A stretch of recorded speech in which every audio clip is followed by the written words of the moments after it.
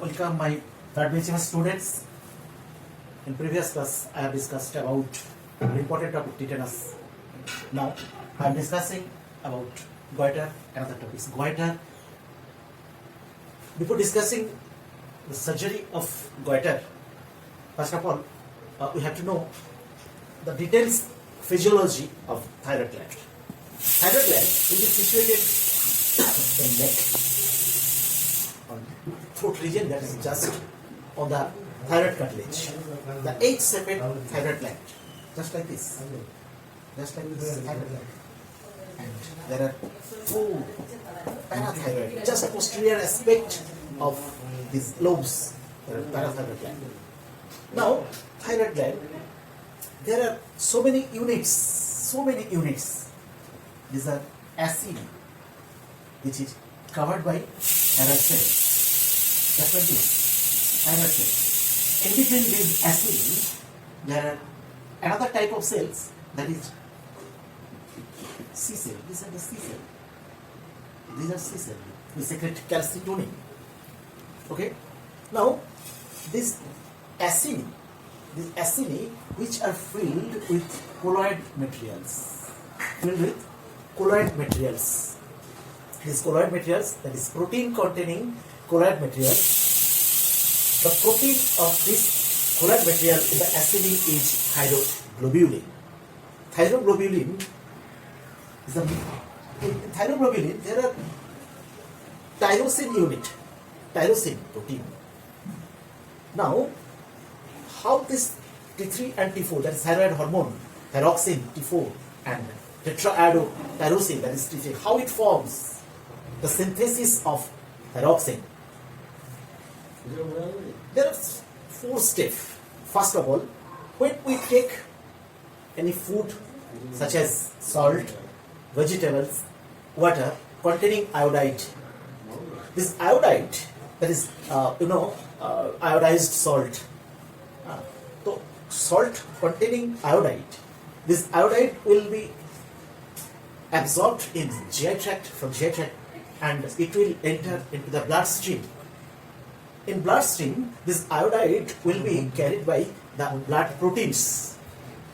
Then this iodide will be absorbed by the thyroid cells, and thyroid cells, then this iodide, they will be oxidized, forming iodine.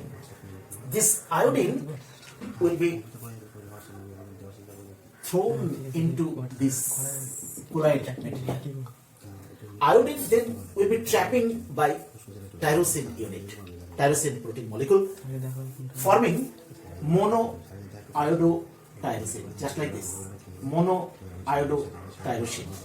And iodine will be trapped here, that is in two position, that is diiodotyrosine. This is monoiodotyrosine, and this is diiodotyrosine. Okay. Now, when this monoiodotyrosine and diiodotyrosine, by coupling, they will form the tetraiodotyrosine, just like this, tetraiodotyrosine. This is tetraiodotyrosine. Sometimes they may coupling the diiodotyrosine and monoiodotyrosine, they will form reverse T3. This is T3, that is monoiodotyrosine and diiodotyrosine coupling forming T3, that is tetraiodotyrosine. But when diiodotyrosine will conjugate with monoiodotyrosine, it will form reverse T3. But when diiodotyrosine and just like this, diiodotyrosine and diiodotyrosine, both two diiodotyrosine will combine, they will form T4. This is T4, that is tetraiodotyrosine or thyroxine. 95% thyroid hormone is this T4. Remaining 5% is T3. The thyroid hormone is the only hormone which can store in the acini according to requirement, that is according to metabolism of our body. This T3 and T4 will be absorbed by these thyroid cells, and it will pour into the blood according to metabolic need. So this is the only hormone which is stored in the acini. Okay. Now this T3 and T4 will be liberated into the bloodstream, and through bloodstream it will be carried by the protein that is globulin or prealbumin, that is prealbumin bind protein. Mind it that in investigation which will be discussed later on, that when protein bind iodine, total T3 or T4, 90 to 95% of T3 and T4 will be carried through protein. Remaining 5 to 10% thyroid hormone is carried through the diluted form in blood serum. So protein bind iodine, it is very important. Protein bind iodine test is indication for total T3 T4. Another test, T3 T4 total blood serum test, is also important. However, this T3 T4 formation, the synthesis of this formation is this. Now, what is goiter? What is goiter? Goiter means,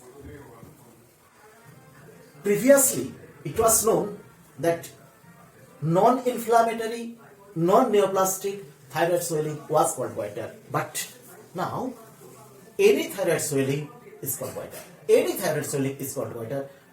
Nowadays it is any thyroid swelling is called goiter. Now the classification of goiter. The classification of goiter. Okay.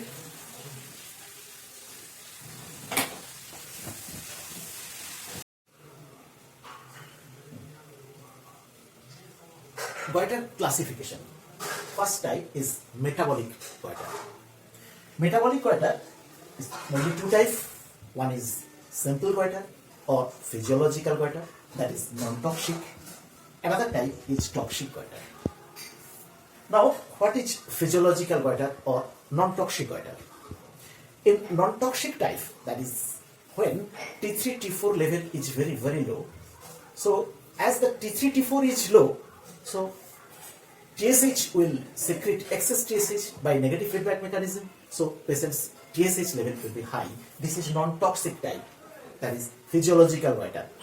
Why it is called physiological type? Due to very low amount of iodine in water of that particular area, such as in hill area, there is drinking water containing very low amount of iodine. So iodine deficiency is the prime factor. Now iodine deficiency, it may be very low iodine in blood or due to poor absorption of iodine, such as the cabbage is the very useful vitamin containing vegetable, cabbage, but it is very dangerous because cabbage is the factor which inhibits the absorption of iodine from GI tract. So there is malabsorption of iodide, low absorption of iodide. It is another factor. There will be very low amount of T3 T4 production according to metabolic need of the body, such as in pregnant mother, lactating mother, in puberty age, that is growing age, there is excess demand of metabolism.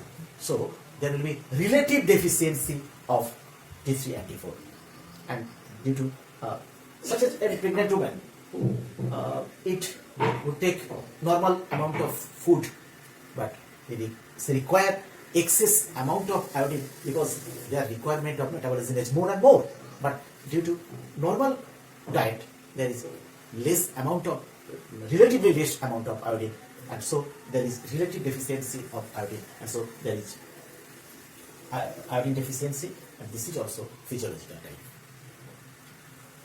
Now, it is called physiological because if iodine is supplemented to that person, to that pregnant mother, or to that lactating mother, or to the growing aged children, then the iodine deficiency will be recovered, and so normal T3 T4 production will be occur, and so there is the goiter will be regress. The hypertrophy of the gland will be regress, and this is called, and that's why this is called physiological goiter, because it is physiological that when you supply huge amount of iodine, adequate amount of iodine, this hypertrophy of the gland will be regressed to the normal. Okay. Now this is non-toxic or physiological goiter. Now a non-toxic goiter, this non-toxic goiter is mainly three types. One is hyperplastic type, then colloidal type, and then nodular type. Actually, the very important line, mind it, that hyperplasia involution cycle, hyperplasia involution cycle, involution cycle. This is very important line. Hyperplasia involution cycle. What is hyperplasia involution cycle? Due to relative deficiency or absolute deficiency of iodine, there will be low T3, T4, and so due to negative feedback mechanism, TSH secretion from the anterior pituitary will be more and more, and also TSH-RF, thyroid stimulating hormone releasing factor secreted from hypothalamus, it will be more and more, and so thyroid gland will be stimulated by this TSH, and so there will be hypertrophy of the gland. As because iodine is deficient, so T3, T4 is low T3, T4, it will stimulate also TSH secretion more and more, and that's why the gland will be increasing. This is the hypertrophic type. Hypertrophy, this is not hypertrophy, this is hyperplasia. Hyperplastic, that's why it is called hyperplastic. There is acidic formation is more and more. The unit of thyroid gland will be more and more. This is hyperplasia type. Next, the hyperplasia, then there is involution. Involution means regress. This involution, that is fibrosis. And this involution will be unequal type, unequal involution. Due to unequal involution, there will be the gland will be regressed, and there is where the involution is more. Suppose this is hypertrophic gland, regression here, regression here, regression here, regression here. That is involution. But that point where there is no involution, it will the hypertrophic, and this for nodule. It may be macronodule, it may be micronodule. This is called nodular type. Hyperplastic gland, there is excessive colloid formation, acidic containing more and more colloid, and this is called colloidal type. So hyperplasia followed by colloidal, followed by involution, forming micro or macronodule. That is nodular type. Okay. Now nodular, these nodules, either it may be micronodule or macronodule, they are three types. One is cold nodule, another is hot nodule, another is neutral nodule.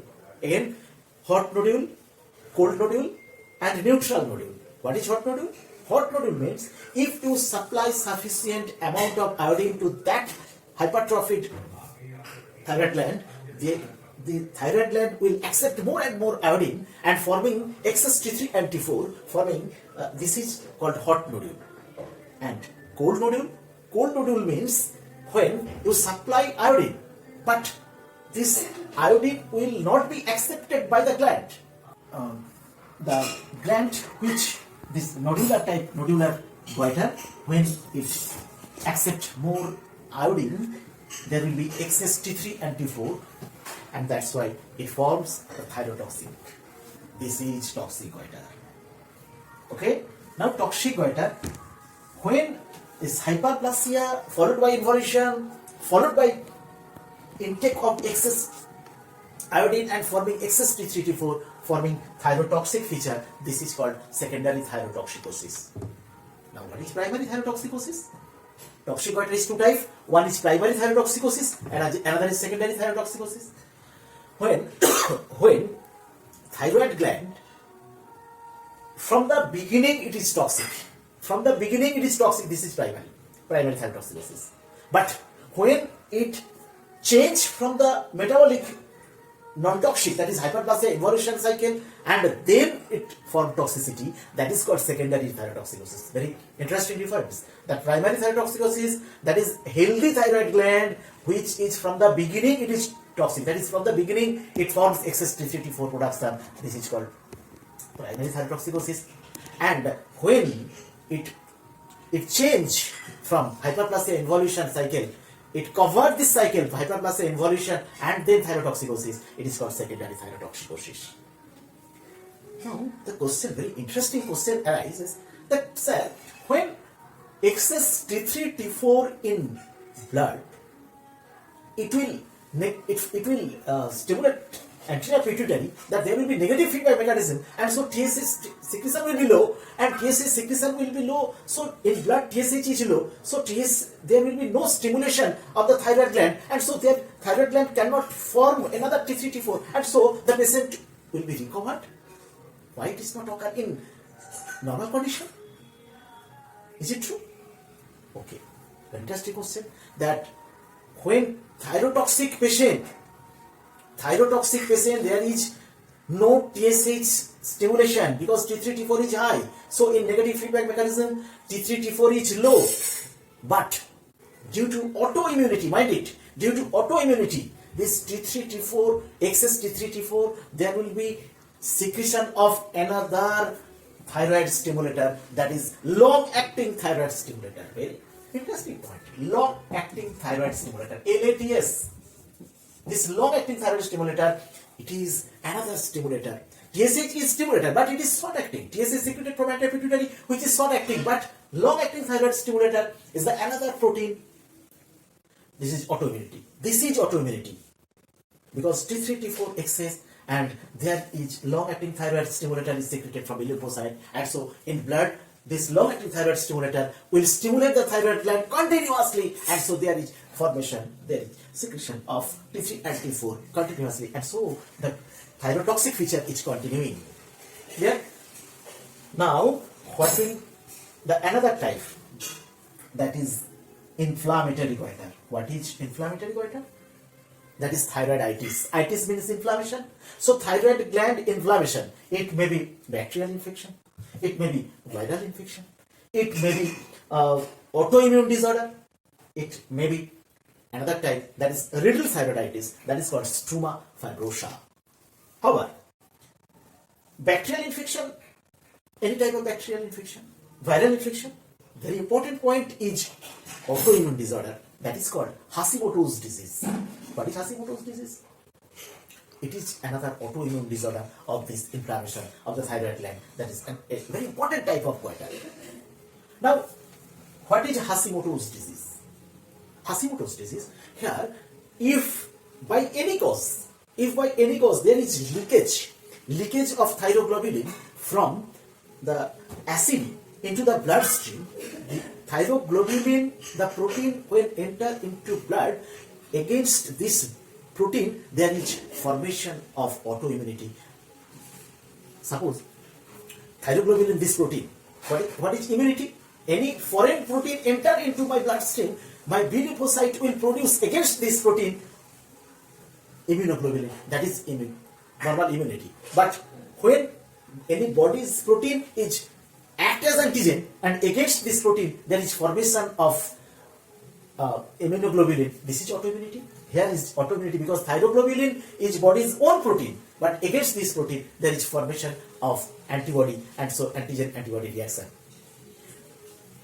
Thyroglobulin is body's own protein, but it is not normal blood protein because thyroglobulin only contain in acini. Thyroglobulin in acini, but it never cannot pass out into the blood. But this is the condition when leakage of thyroglobulin in blood, this autoimmune disorder will occur. This is called Hashimoto's disease. Clear? Next, another type of goiter is tumor of the thyroid. Tumor of the thyroid. It is two types. One is benign, another is malignant. The tumor of thyroid, that is benign and cancer, it will be discussed on next class. However, this goiter, what will be the clinical feature of goiter?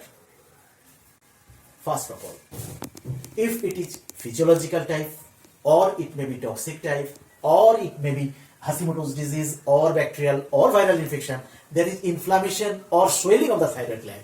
Now, due to swelling of the thyroid gland, there are some features are very common.